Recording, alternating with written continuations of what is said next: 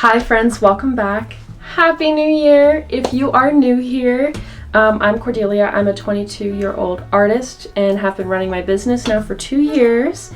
And when I'm not running my business, I enjoy reading, doing cozy little crafts, and spending time with my lovely little boy cat, Diego. And on this channel, I film all my artistic endeavors, all my cozy little crafts, and pretty much everything and anything that has to do with my life. So it's the new year. With, I think, every single new year, most people, at least from what I see, post New Year's resolutions or things they want to go do, hobbies. For a lot of artists, it's something revolving around their sketchbook. Finishing a sketchbook, being more consistent with their sketchbook, starting a sketchbook. In this video, we're going to talk about everything and anything that has to do with starting a sketchbook. This is going to include how to pick your sketchbook, what to put in it, what happens if you mess it up. So let's get right into it. The first thing is going to be, how do I pick a sketchbook? There are literally hundreds and hundreds and hundreds of notebooks to pick from. So this can be really overwhelming, especially if you're starting fresh and you're an overthinker, little anxious artist like me. My brain automatically goes to, I need to pick the perfect sketchbook right off the bat. It's not gonna happen. I've gone through and abandoned so many sketchbooks, so many sketchbooks, and that's okay, because now I'm finally at a point where I really enjoy the sketchbook that I'm working in, and the type of sketchbook that I have makes me even more excited and willing to work in that sketchbook. So like I've said, so I've gone through a ton of sketchbooks and abandoned half of them just because I didn't like the type of sketchbook it was. I didn't care for the paper, or I didn't care for how the book was put together. So first, let's talk about the paper. If you are just a pencil artist, you just want to maybe take your book with you to classes and sketch on extra time that you have, or maybe you just really like working with graphite, pretty much any kind of paper I think will do, even just like something from the Dollar General. However, if you are a watercolor artist and like working in watercolor, you're gonna want something with a thicker paper, or perhaps even watercolor paper. Personally, my favorite medium that I like to work in is acrylic wash. So I had to make sure and track down a sketchbook that had thick enough paper for me to work in without it messing up the sketchbook. And if you don't know what medium you'd like to work in, I would just find a nice mixed media sketchbook, because this way you can kind of dip your toes in everything. There's also size to think about. Do you like working on smaller paper? Do you like working on a bigger piece of paper? Personally, I enjoy working on a bigger sketchbook more because I really like collaging stuff. I like working on one thing and then working on another thing and working on another thing and working on another thing all on one sheet of paper. I just found it harder to do on smaller paper. Okay, and then the fun part, picking what your sketchbook looks like. Do you want a solid colored sketchbook? Do you want maybe it to have a quote on it? Do you want it to look like from the Renaissance age and have it look like leather? You know, like picking the cover is so fun. With my new sketchbook, this guy, I really wanted a red sketchbook, so I was super excited about just finding this guy. I will also list what sketchbook I use down in the description, and I'll try to list what my other sketchbooks are, but they're so old I might not remember. Now again, you might be overwhelmed by all of your options. So I started keeping sketchbooks since I was around the age of 11, so I've been around the block. What sketchbook I liked then, I would never pick for myself now, and who knows if the sketchbook that I like working in now, I'll like working in a year. But the important thing is that I'm drawing and that I'm actively using it to get better. So in all reality, the type of sketchbook is not that important. If you abandon it, you abandon it and go on to the next one. If you finish it and go on to the next one.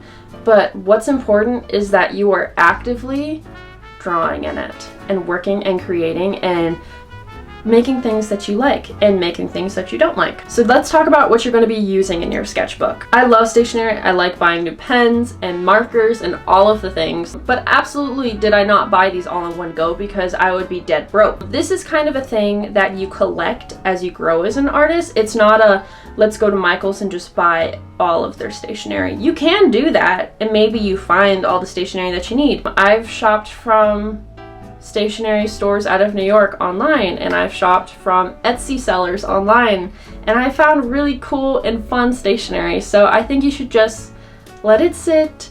When it finds you, and purchase as you need. But some important things that should be in your sketchbook is, what is your go-to pen? When you open your sketchbook and reach for your pen or pencil or whatever tool you use, what's the first one you always gravitate to?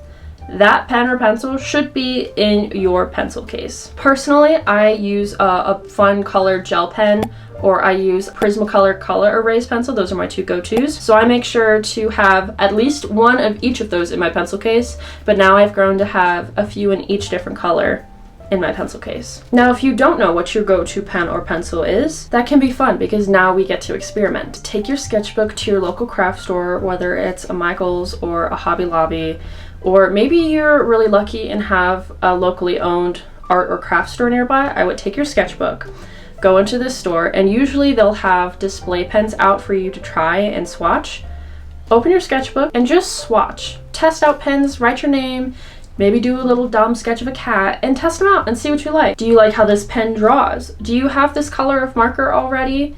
Do you like the size of this pen? Do you prefer 0.5 or 0.7? What's your favorite color to draw in? All of these things are something to keep in mind. This is my pencil case. It's a really big guy. I got it off of Amazon some time ago. I'll also link this down in the description below. And at some point, I'm gonna do a full pencil pouch tour of everything that I use in my sketchbook. Now, I wanna note how big this is. I've collected pens and pencils and all of my stationery stuff throughout the years. I did not at all buy this in one swoop, and I am not trying to promote that you just go spend all your preciously earned money on pens and pencils. You absolutely do not need this thick of a pencil pouch, let alone a pencil pouch. A number 2 pencil will work just fine.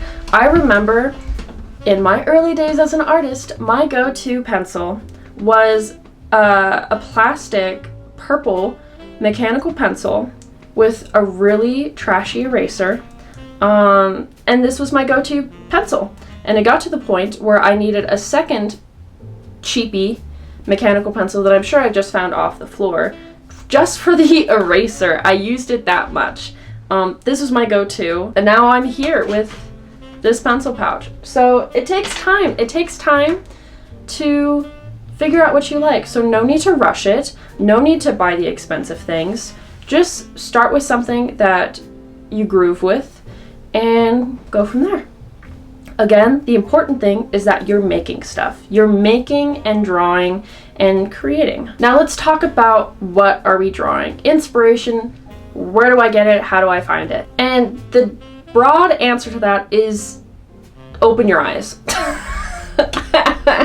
I love saying that. Okay, and now to really answer the question. Are you able to imagine what you'd like to draw? Can you see that picture that you want to make and just copy it from your brain onto your paper? Or are you like me and need a reference 99% of the time? My go-to for finding inspiration and figuring out what I want to draw is making a Pinterest board. Pinterest is a really great tool for this. Let's go look at mine right now. I have several boards on my Pinterest board, but the main one that I use is my drawing reference.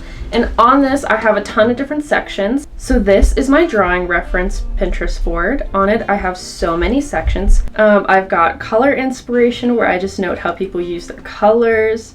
I've got character accessories, where I just like note stuff that's on like people. I don't know how to explain this. I also like fan art. I like doing fan art. It's a guilty pleasure of mine. So obviously I have some Star Wars stuff in here, and like incorrect quotes, which they're funny. Like you can make little like comics based off of those, you know. I have people.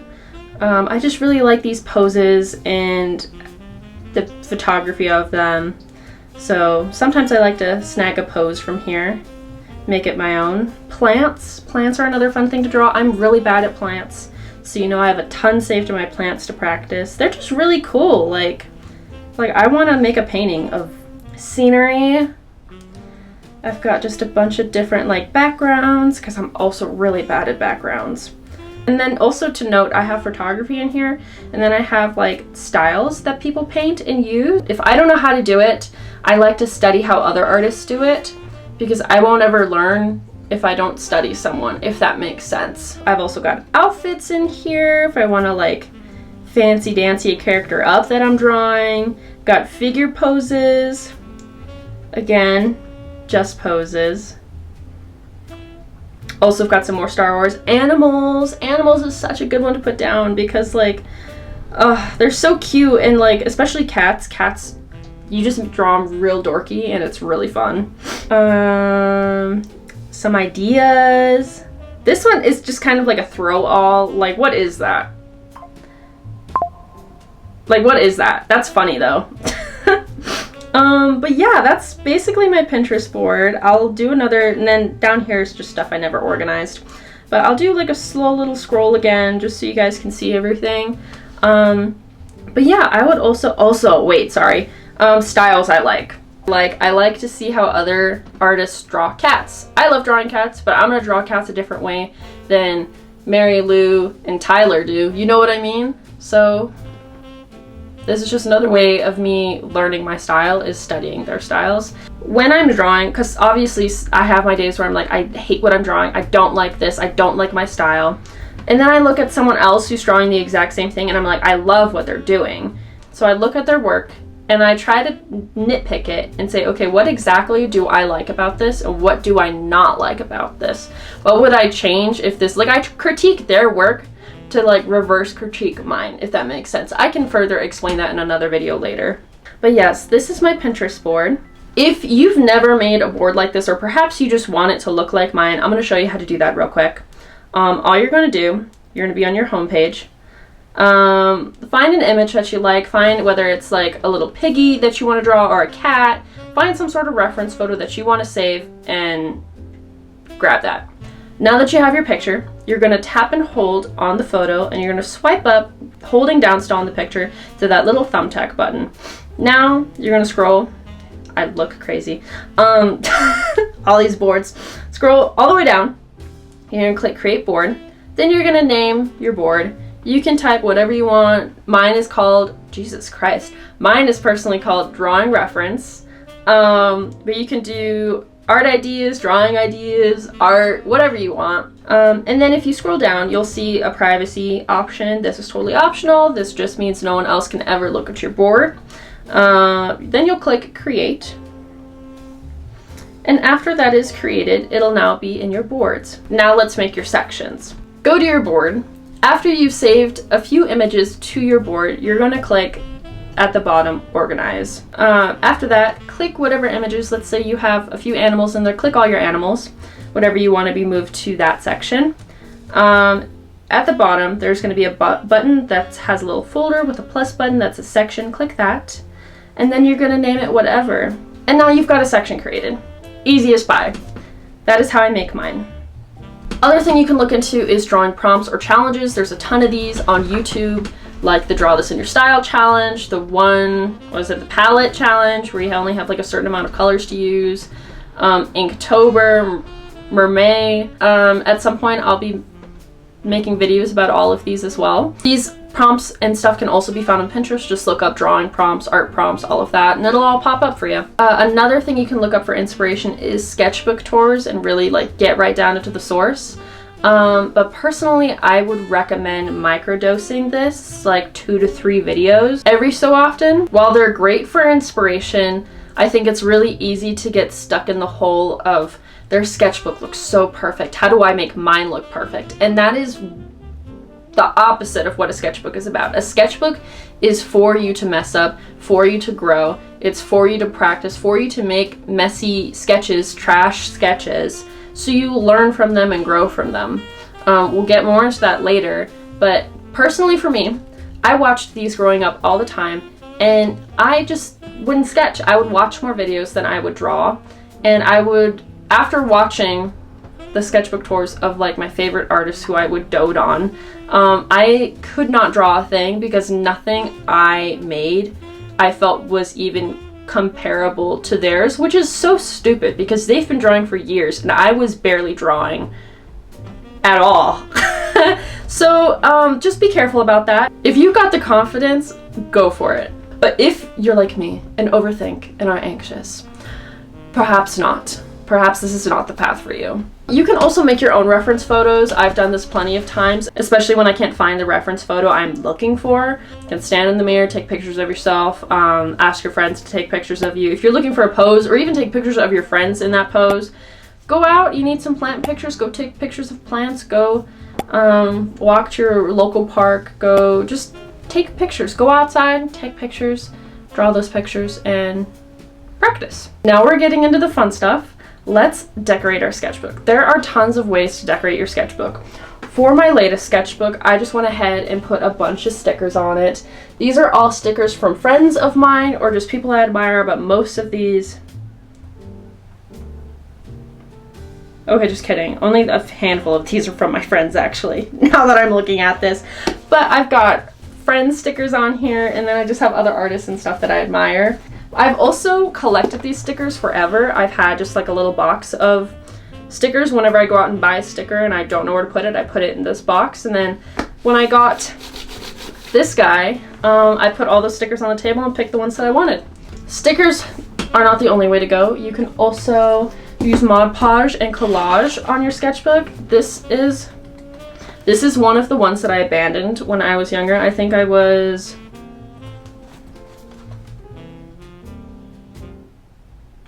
a freshman in high school, maybe, when I had this one.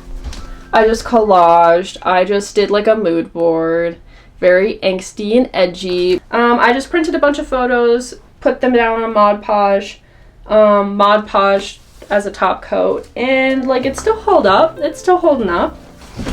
This was also Mod Podge, but I never gave it a top coat, so it's just the paper with some Posca pen on top. You can quite literally do whatever you want with your sketchbook. Sky's the limit. You can paint on it. I've done that before as well. Have fun with it. Now creating the ambiance. Personally, I have to be cozy and have some sort of nice something going on in the background while I sketch. Like, I have a hard time sketching at markets when I vend at them because it's just too much going on. It needs to be cozy for me to sketch. I like to play music in the background. Sometimes it's just like a nice little like classical playlist. I'll list a few from YouTube that I really like. I also like listening to podcasts every once in a while. And then another thing that I'll just leave on playing in the background is let's play videos, like video game videos. I would totally play art videos while I sketch, but I have a hard time focusing because I'm like trying to watch them while trying to like focus on my thing. I like to play something that I don't have to pay attention to. Maybe it's a show I've binged 3 times already. I also really like to light a candle, have a nice cup of tea or a nice little coffee, make myself a little treat or a snack perhaps. I like to be in comfy clothes when I sketch, so I'm not like constricted, I don't know.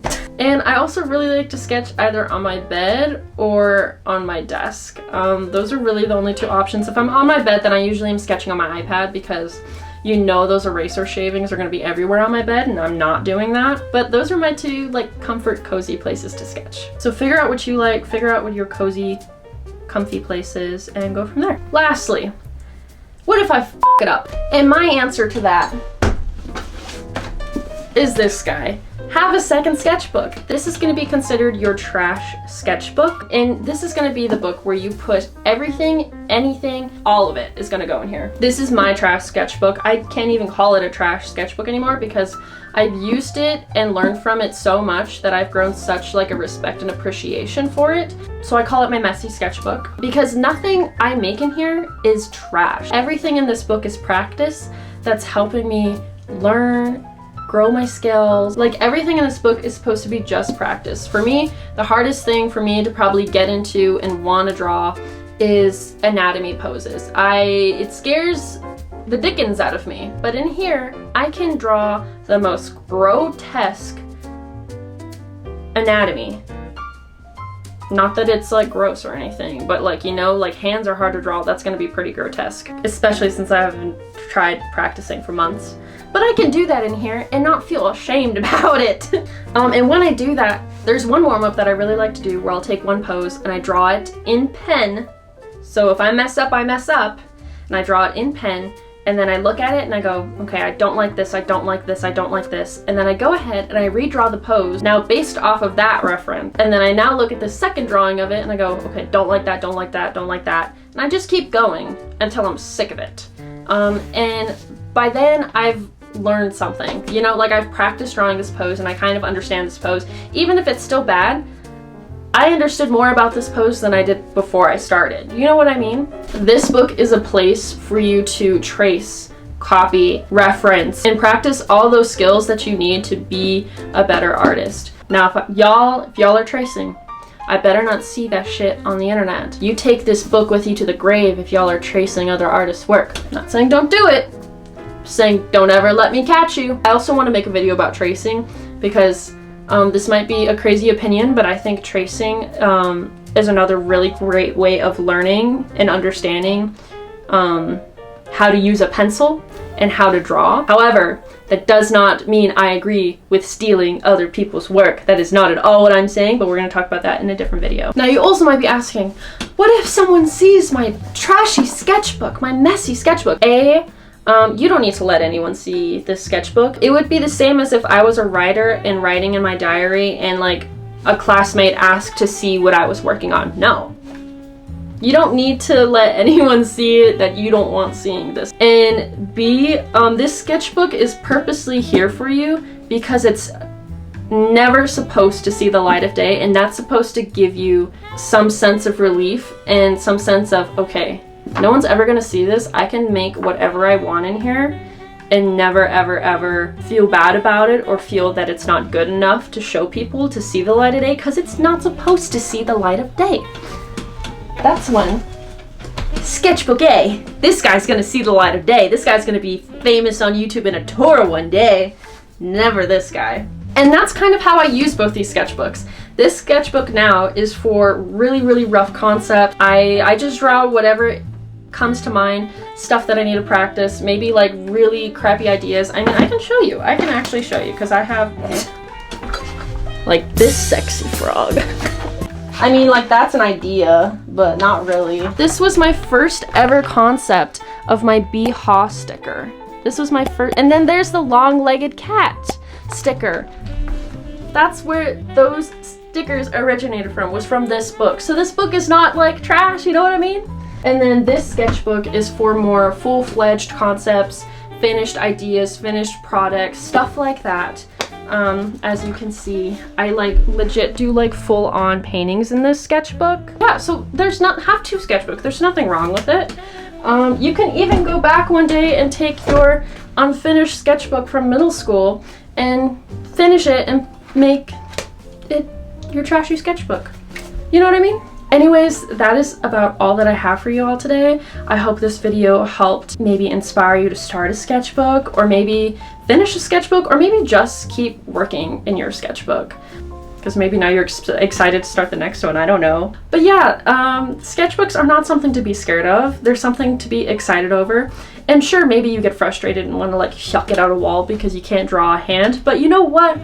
If you keep working in it, one day you can. And that's the beautiful thing about Sketchbook. Have fun. Please tag me in your photos if y'all do end up buying sketchbooks this year, because I want to see what kind of sketchbook you get and how you decorate it. If you want to check out my Instagram and all of my links, my shop and stuff, that'll all be down below. And I will see y'all soon. I hope you guys have had a very good start to your new year.